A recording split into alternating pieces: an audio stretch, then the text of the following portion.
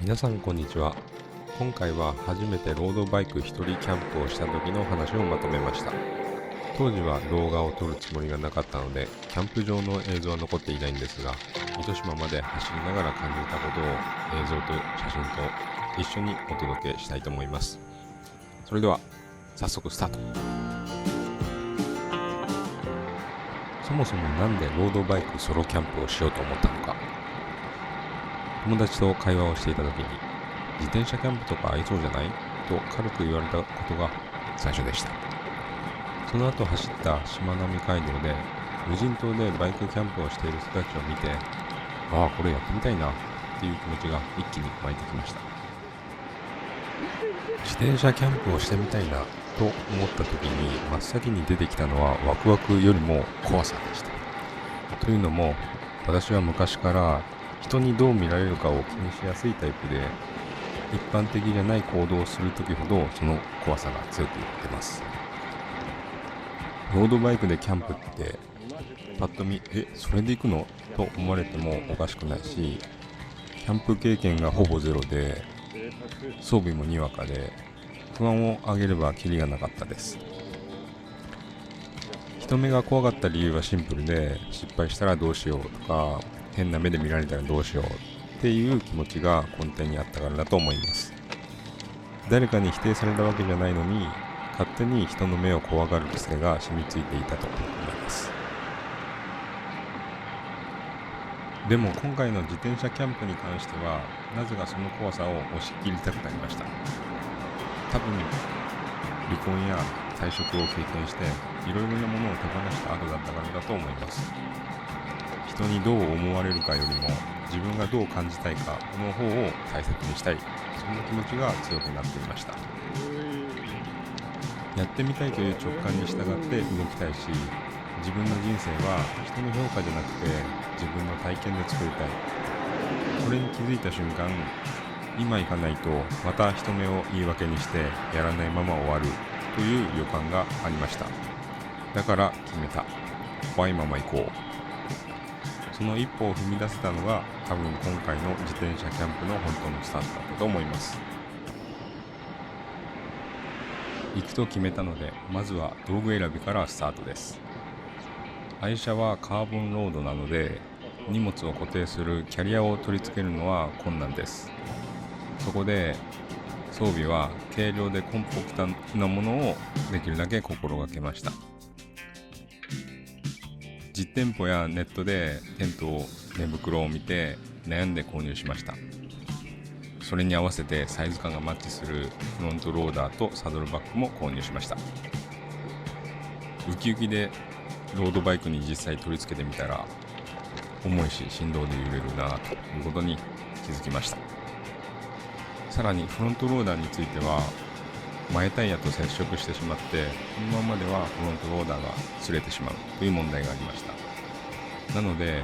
紐で引き上げてみたりとか、3D プリンターでスペーサーを作ってみたりとか、気づけば試行錯誤する時間が一番楽しくなっていました。福岡市内から糸島まではだいたい30キロぐらいの距離感です。ちょうどいい距離で天気は快晴ということで、非常にサイクリング日和でした。当時は夏の始まりでめちゃくちゃ暑かったんですが、海沿いの道が気持ちよくて観光しながらキャンプ場へ向かいました。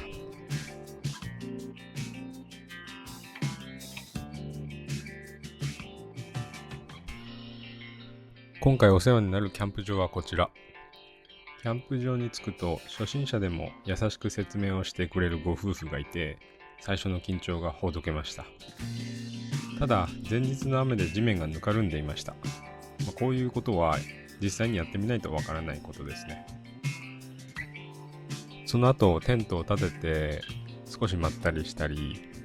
海沿いでコーヒーを飲みながら夕日を眺めたりしました。砂浜には小さな砂団子があって、調べてみたら骨付きガニというカニが作ったもののようで、しばらくその様子を観察したりしてぼんやり過ごしていました。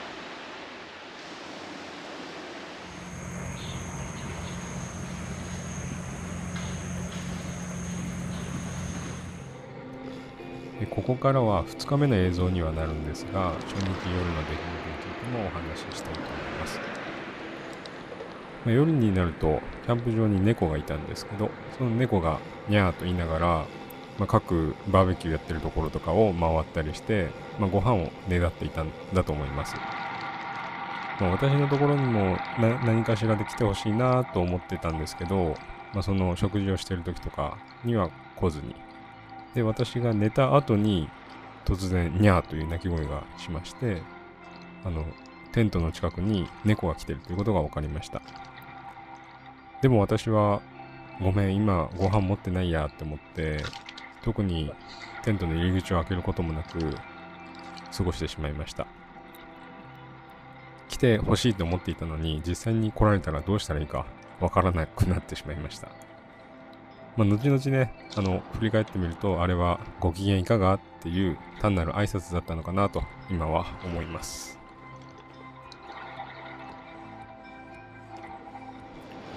ここからは2日目の話なんですが、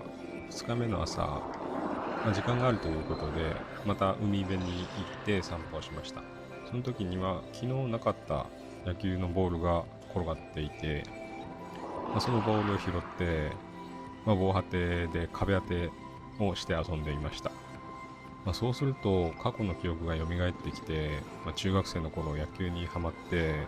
壁当てとかよくやってたなとか、そういうことを思い出してなんだか懐かしい気分になりました。海を眺めたりテントで横になったりしながら感じたこととしては、こういう思いにふける時間って贅沢だなって思いました。